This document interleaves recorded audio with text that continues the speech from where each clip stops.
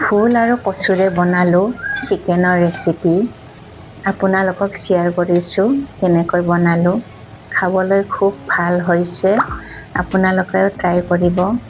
এয়া ফুল, প্ৰথমতে মই বাকলি গুচুৱাই লৈছোঁ।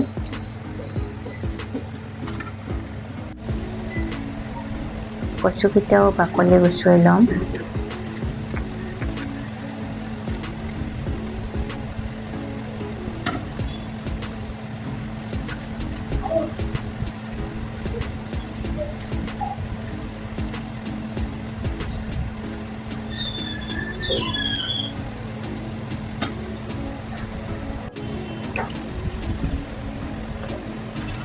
এতিয়া ভালদৰে চাফা কৰি কাটি ল'ম।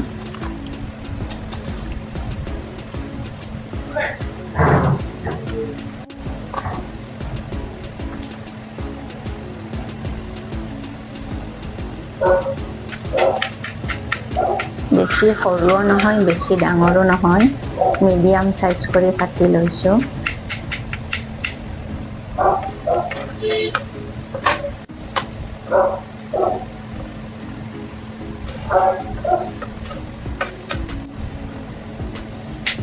কচুকেইটাও ঠিক মিডিয়াম সাইজ কৰি কাটি লৈছোঁ।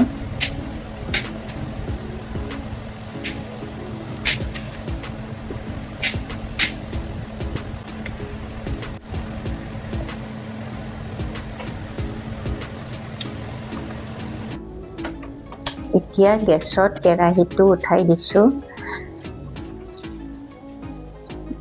মিঠাতেল দিলোঁ।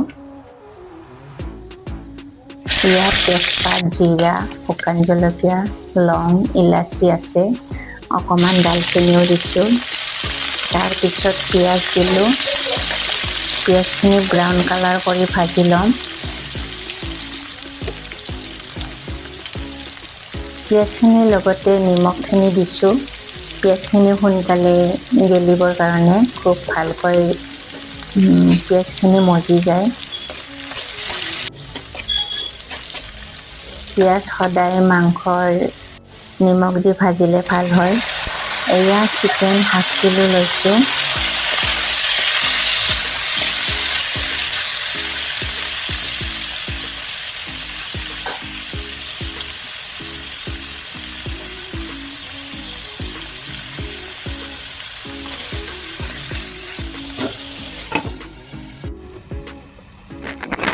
এতিয়া মই বাতি এটাত ধনিয়াৰ গুড়ি, জিৰাৰ গুড়ি, কাশ্মীৰী মিৰ্চ পাউডাৰ, এয়া হালধি গুড়ি আৰু লগতে গৰম মছলা দিম। এয়া আদা অকণমান দিছোঁ, নহৰু দিছোঁ, একেলগে চবখিনি মিলাই লৈছোঁ।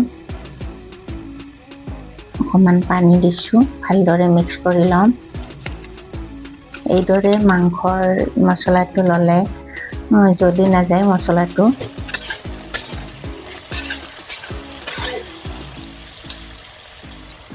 এই ৰেচিপিটো চাই ভাল লাগিলে চেনেলটো ছাবস্ক্ৰাইব কৰি দিব,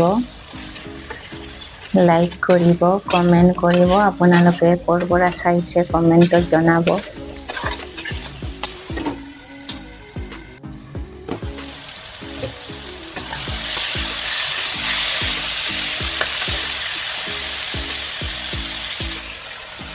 এয়া কচু আৰু ফুলখিনি একেলগে দি দিছোঁ।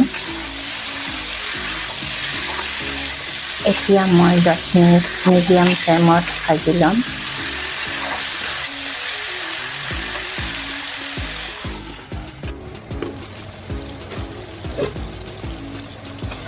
একদম মিডিয়াম ফ্লেমত দিছিলোঁ। এয়া ধুনীয়াকৈ সিজি গৈছে।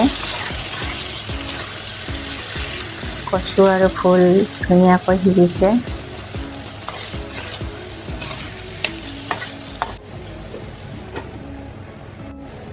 একদম ইজি প্ৰচেছত বনাইছোঁ, বেছি সময়ৰ দৰকাৰ নহয়, খুব সোনকালে ৰেডি হৈ যায় চিকেন। এতিয়া অকণমান পানী দিছোঁ।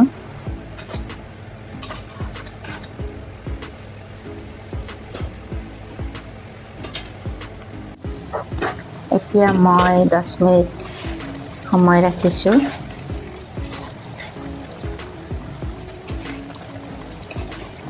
এয়া ৰেডি হৈ গৈছে। এতিয়া অকণমান গৰম মছলা দিছোঁ, ধনিয়াৰ পাত অলপ দিছোঁ। ৰেডি হৈ গ'ল মোৰ কচু আৰু ফুলেৰে বনোৱা চিকেন। আজিলৈ আহিছোঁ আৰু নেক্সট ভিডিঅ'ত লগ পাম আপোনালোকক। নমস্কাৰ।